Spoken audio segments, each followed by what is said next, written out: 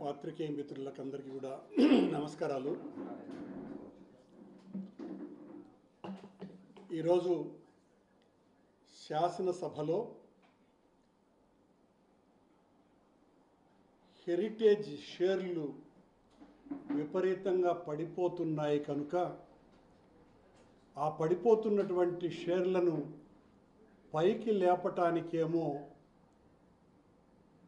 ఓ ఆసక్తికరమైనటువంటి దాదాపు 4 గంటల సమయం తీసుకున్న పత్రికా సమావేశం లాంటి శాసనసభలో లడ్డూ విషయంగా ఏకపక్ష చర్చ జరిగింది.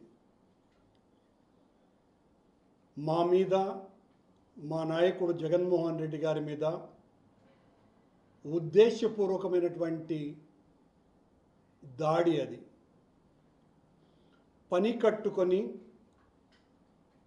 చెప్పిన మాటల్ని ఇప్పటి వరకు సంవత్సరం కాలంగా చెబుతూ వస్తూ ఉన్నటువంటి కూటమి నేతలు ఈ రోజున శాసనసభ సాక్షిగా అవే అబద్ధాలని ప్రతి ఒక్కరూ కూడా వల్లెవేయటం జరిగింది. దెయ్యాలు వేదయజ్ఞం చేస్తే ఎలా ఉంటుందో కూటమి నాయకులు హిందూ ధర్మం మీద మాట్లాడితే అంతకంటే దారుణంగా ఉంటుంది. నెయ్యి కల్తీకి సంబంధించి పచ్చి అబద్ధాలతో ఈ రోజున 4 గంటల పాటు జరిపినటువంటి వాళ్ళు చెప్పే చర్చ అన్నటువంటి కార్యక్రమం సాగింది. హర్ష్ ఫ్రెష్ డైరీని కూడా మేమే తెచ్చినాము అన్నట్టుగా అందులో మాట్లాడినారు వక్తలు. బోలే బాబాకు పూర్వనామమైన హర్ష్ ఫ్రెష్ డైరీని తెచ్చినటువంటి వాళ్ళు చంద్రబాబు గారి ప్రభుత్వం. వారి ప్రభుత్వంలోనే 80,000 కేజీల నెయ్యి అనబడేదాన్ని వాళ్ళు సరఫరా చేశారు. వాళ్ళ సమయంలోనే ఆ హర్ష్ ఫ్రెష్ డైరీకి టెండర్లలో పాల్గొనేటువంటి క్వాలిఫైయింగ్ సర్టిఫికెట్ చంద్రబాబు నాయుడు గారే ఇచ్చారు. హెరిటేజ్ సంస్థ తన మ్యానుఫ్యాక్చరింగ్ సంస్థగా పేర్కొన్నటువంటి అధికారిక వెబ్సైట్లో పేర్కొన్న ఇందాపూర్ డైరీని వాళ్ళ హయాంలోనే తీసుకొని వచ్చినారు. వాళ్ళే 278 రూపాయలకు కేజీ నెయ్యిని సరఫరా చేశారు. ఆశ్చర్యంగా బోర్డు సభ్యుడిగా ఉన్నటువంటి జ్యోతిల నెహ్రూ గారు కర్ణాటక మిల్క్ డైరీ వాళ్ళు 20 లక్షల కేజీలకు టెండర్లలో పాల్గొని 10 లక్షల టెండర్లలో పాల్గొనలేకపోయినారు. అందువలన L2గా ఉన్నటువంటి ఇందాపూర్ డైరీకి ఇచ్చినాము అని చెప్పినారు. అంటే కనీసం రెజల్యూషన్స్ను కూడా చూసేటువంటి ఓపిక లేనటువంటి మనుషులు వీళ్ళు బోర్డు సభ్యులు. కర్ణాటక మిల్క్ ఫెడరేషన్కు వచ్చిన నందిని మిల్క్ ప్రోడక్ట్స్కు వచ్చినటువంటి ఆ టెండర్, ఆ 20 లక్షల కేజీల టెండర్ వాళ్ళు ఒక్కరే పాల్గొన్నటువంటి టెండర్. మరెవ్వరూ కూడా అందులో పాల్గొలేదు. పాలక మండలి సభ్యుడైనటువంటి శాసనసభ్యుడు జ్యోతుల నెహ్రూ అందులో L2 టెండర్కు 35% ఇచ్చినాము ఇందాపూర్కు అని పచ్చి అబద్ధాలు శాసనసభ సాక్షిగా చెప్పినారు. అదే కర్ణాటక మిల్క్ ఫెడరేషన్ ఆ టెండర్ అయిపోయిన 3వ రోజునే దానికి సంబంధించిన మేనేజింగ్ డైరెక్టర్ పత్రికా సమావేశంలో ఇప్పటికీ మేము కూటమి ప్రభుత్వం వచ్చిన తర్వాత 50 లక్షల కేజీలను సరఫరా చేశాము. మరో 20 లక్షల కేజీలకు కూడా సరఫరా చేయడానికి సిద్ధంగా ఉన్నాము అని ప్రకటన కూడా చేసినారు. దాన్ని సాక్షాత్తు నేను విలేకరుల సమావేశంలో మొన్ననే చూపించటం కూడా జరిగింది. బలవంతంగా వాళ్లను ఆపి ఆ తరువాత 10 లక్షలకే మీరు పరిమితి అవ్వండి అని చెప్పిందే ఈ పాలక మండలి, ఈ ప్రభుత్వం. చెప్పి ఆ తర్వాత 10 లక్షల టెండర్లకు పిలిచినారు. పిలిచి ఎవరికి ఇచ్చినారు? ఇందాపూర్ డైరీ, మదర్ డైరీ అనేటువంటి 2 సంస్థలు అందులో పాల్గొని ఒకటి L1 గాను మరొకటి L2 గాను టెండర్లను దక్కించుకున్నాయి. ఇదే నందిని డైరీ అంటే కర్ణాటక మిల్క్ ఫెడరేషన్ L3గా ఆ టెండర్లలో పాల్గొన్నది. వీళ్ళు ఎవరైతే మేము సరఫరా చెయ్యలేము అని మాకు చెప్పింది అని చెప్పినటువంటి కర్ణాటక మిల్క్ ఫెడరేషన్ ఆ తరువాత టెండర్లలో పాల్గొన్నది. ఆ తర్వాత మళ్ళీ 10 లక్షల కేజీల టెండర్లలో ఇందాపూర్ L2 వచ్చింది, మదర్ డైరీ L1గా వచ్చింది. అలా షేర్ చేసుకున్నారు. ఇది 658 రూపాయలు 657 రూపాయలకు కోట్ చేసి తీసుకున్నారు. మా నాయకుడు చెప్పింది అదే. 278 రూపాయలకు ఇందాపూర్ డైరీ మీ మాతృ సంస్థ, మీ మ్యానుఫ్యాక్చరింగ్ సంస్థ అయినటువంటి వాళ్ళు ఆ రోజున సరఫరా చేస్తే ఒకేసారి 658 రూపాయలకు ఎలా పెరిగింది అన్నటువంటి ప్రశ్నలకు సమాధానం చెప్పకుండా మీ ఇష్టం వచ్చినట్టుగా ఈరోజు శాసనసభలో వెంటనే సుబ్బారెడ్డిని, నన్ను అరెస్టు చేయాలన్నది వాళ్ళ ఉద్దేశం. మాట్లాడినటువంటి వక్తలంతా కూడా నేరస్తులం మేమని, సుబ్బారెడ్డి నేనని, కనుక వాళ్ళను వదిలిపెట్టకూడదు అన్నటువంటి మాటలే వాళ్ళు మాట్లాడినారు. సిట్ తన నివేదికలో ఎక్కడా కూడా మమ్మల్ని దోషులుగా ప్రకటించాల. మేమేదో సుబ్రహ్మణ్య స్వామి చేత రిట్ పిటిషన్ వేయించినట్టుగా పచ్చి అబద్ధాలు చెప్తున్నారు. సుబ్రహ్మణ్య స్వామి ఎక్కడా చెప్పలేదే, మేమెక్కడా ఓన్ చేసుకోలేదే. మీ అరాచక పాలన తీరు పట్ల, మీరు భగవంతుడి పట్ల చేస్తున్న అపచారం పట్ల బహుశా సుబ్రహ్మణ్య స్వామి గారు సుప్రీంకోర్టుకు వెళ్ళి ఉండవచ్చును. దాన్ని మేమేం ఓన్ చేసుకోవాలా. మీరు మాట్లాడుతున్నారు. ముఖ్యమంత్రి గారి దగ్గర నుంచి ఆ కాలువ, మురిక్కాలువ శ్రీనివాసులు వరకు అందరూ కూడా పచ్చి అబద్ధాలే మాట్లాడినారు. అందులో సాక్షాత్తు రాజశేఖర రెడ్డి గారిని గురించి ఒక సభ్యుడు 2 కొండల జీవో తెచ్చింది రాజశేఖర రెడ్డి గారు అని మాట్లాడతాడు. ఆధారాలు చూపరు. వాళ్లకు నోటికి తోచింది మాట్లాడేయటమే. 746, 747 అన్నటువంటి 2007 సంవత్సరం జూన్ నెలలో ఇచ్చినటువంటి జీవోలను దేవాలయాలలో, హిందూ దేవాలయాలలో అన్యమత ప్రచారం జరగకూడదు అనేటువంటి 747 జీవోను 352 కిలోమీటర్ల పరిధిలో ఉన్నటువంటి ప్రాంతమంతా కూడా ఆ 7 కొండలన్నీ కూడా వెంకటేశ్వర స్వామి క్షేత్రానివే అన్నటువంటి 746 జీవోలను ఇచ్చిందే రాజశేఖర రెడ్డి గారు. అంతకు పూర్వం దీనికి సంబంధించి ఏ రకమైనటువంటి జీవోలు లేవు. బ్రిటిష్ వారు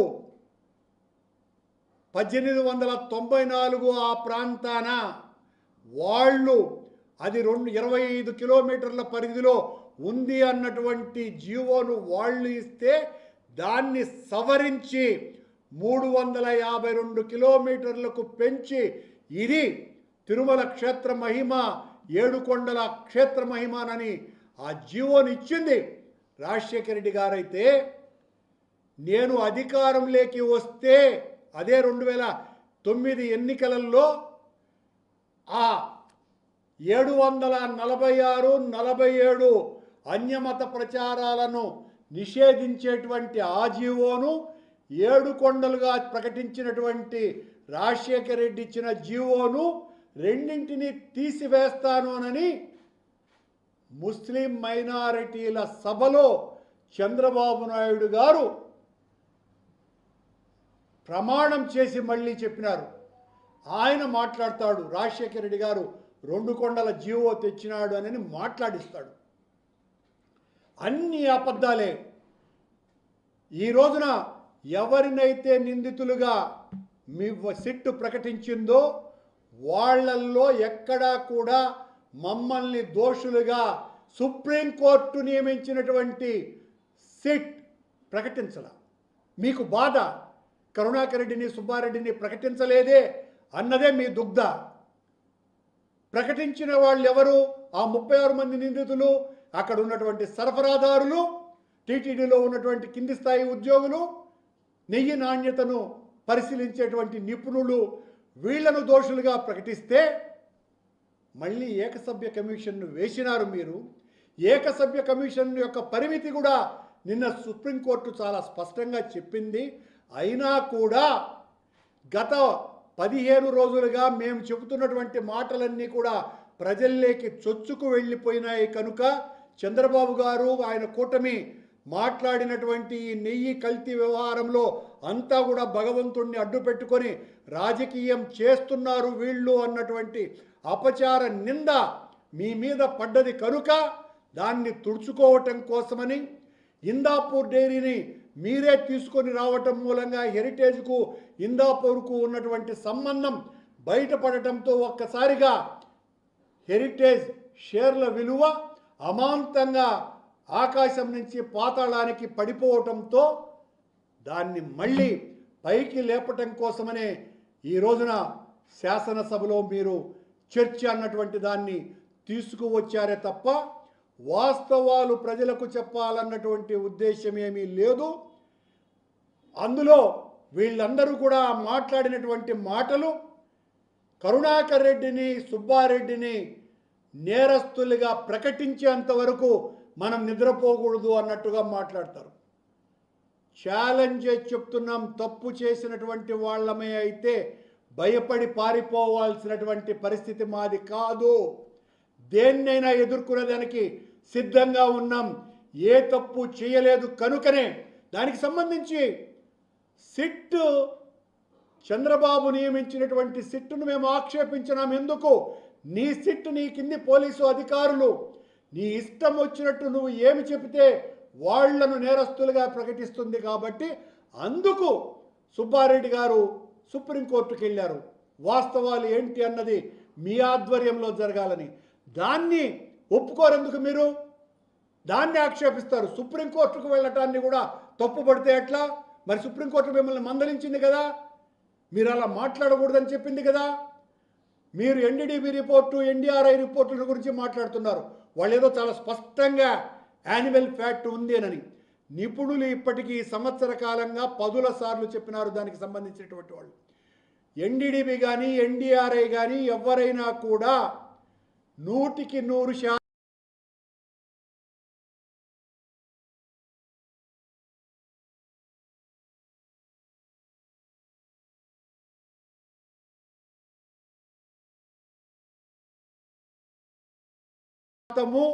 పూర్తిగా ఏమీ లేదు అనే విషయాన్ని చెప్పరని, ఆవులు తినేటువంటి ఆహారాల కారణంగా అన్నటువంటి విషయాన్ని ఎన్డీడీబీ ప్రకటించింది అన్నటువంటి మాట చాలా సుస్పష్టంగా నిపుణులందరూ కూడా చెప్పినా కూడా ఈరోజు శాసనసభ సాక్షిగా మళ్ళీ నేను ఎన్డీడీబీ ఇచ్చినటువంటి రిపోర్ట్ మీద ఆధారపడే యానిమల్ ఫ్యాక్ట్ ఉంది అని మాట్లాడాను అని చెప్తారు.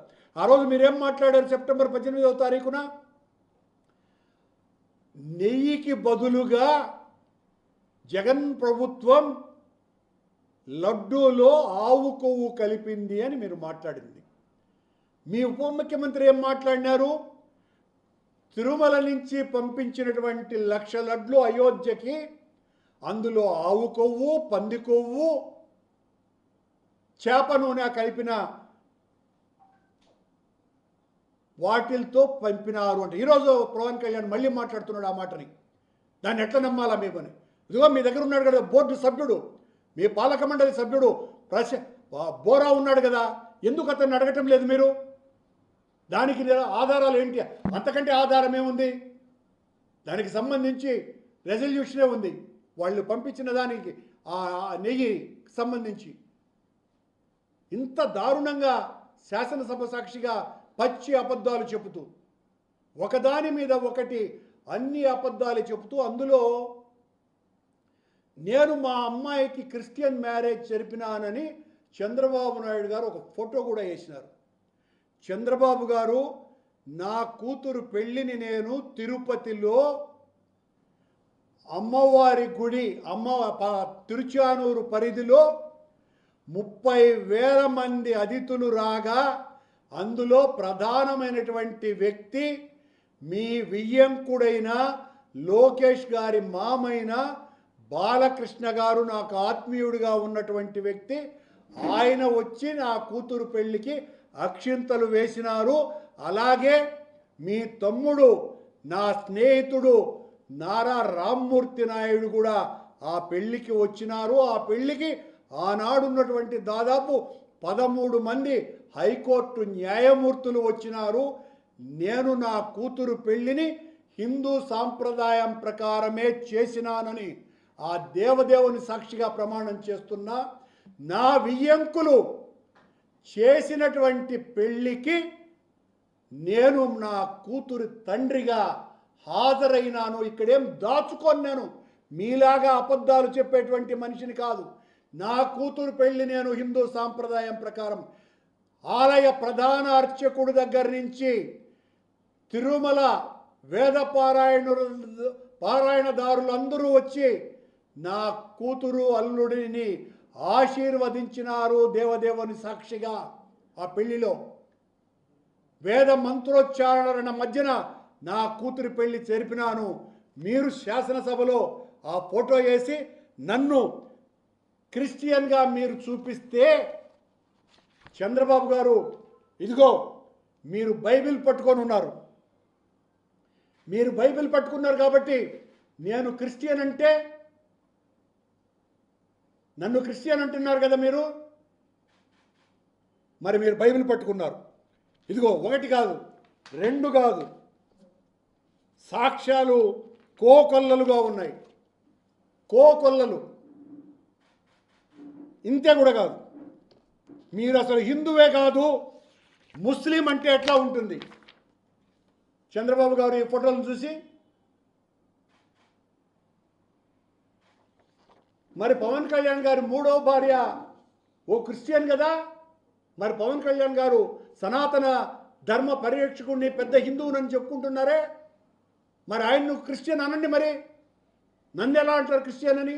మీరు క్రిస్టియన్ చెప్పే ఈ కరుణాకర్ రెడ్డి చేసినటువంటి హైందవ ప్రచారం ఇప్పటి వరకు పాలక మండళ్ల చరిత్రలో ఏ ఒక్క అధ్యక్షుడు చేయలేదని ఛాలెంజ్ విసిరి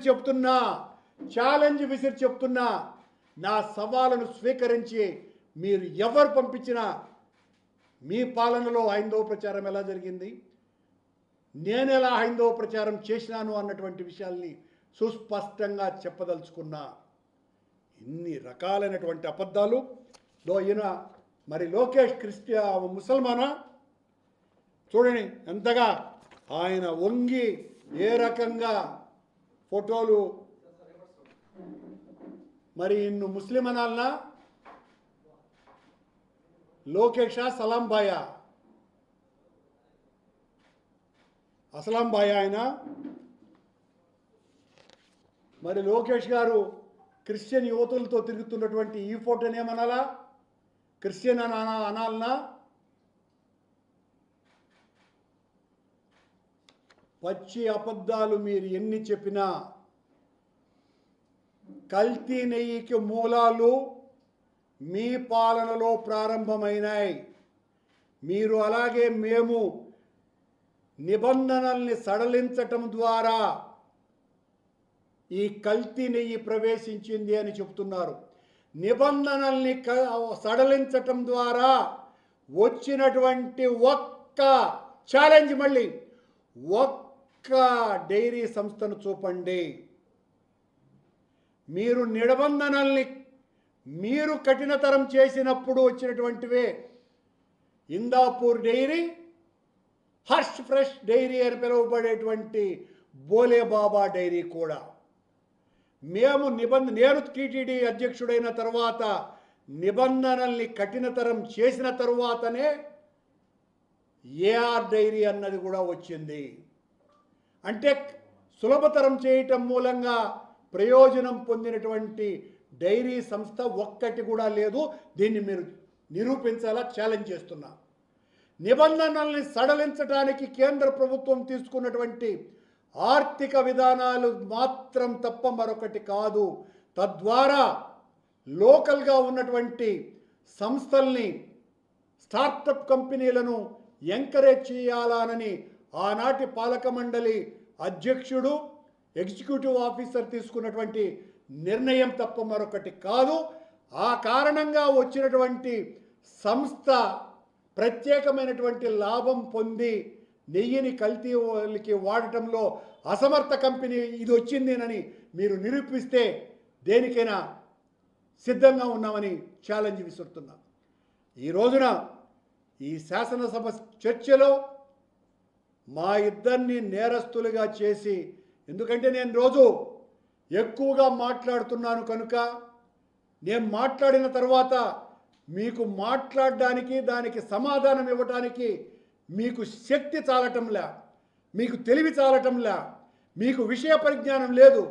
పనిగట్టుకొని నన్ను నీచుడుగానో, వివాదాస్పదుడనో, చెడ్డవాడుగానో, అవినీతిపరుడుగానో, క్రిస్టియన్గానో, నాస్తికుడనో, దేవుణ్ణి రాయితో కొట్టాడు అనేటువంటి మాటలు చెప్పినాడనో, ఈ రకంగా మీరు ఆత్మతృప్తి పొందటం కాదు సుమా,